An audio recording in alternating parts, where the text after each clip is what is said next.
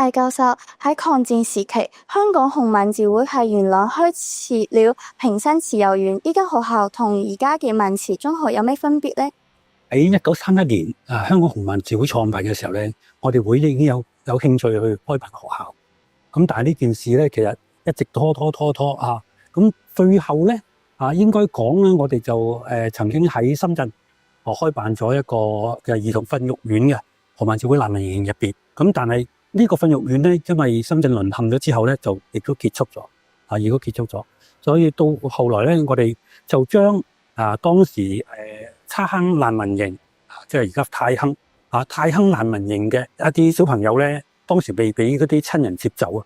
因為當戰亂咧，有啲自己流離咗嘅小朋友咁所以咧就將佢哋同埋一啲新招嘅朋友，大約60幾人就成立咗屏山慈幼院。屏山慈幼院咧以達德公所為會址咁樣一個慈幼性質嘅一個學校嚟嘅。咁呢間學校嘅特色就係一個佢咁樣教啦。另一方面咧佢嘅所有嘅書簿乃至於食宿都係免費。雖然呢間學校佢係提供咗一啲教育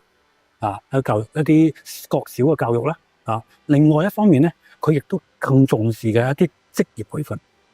所以佢係教埋有咩咧？教園藝樹藝同埋一啲基本嘅工業操作呢啲東西。咁佢希望咧喺呢度就讀嘅小朋友咧，能夠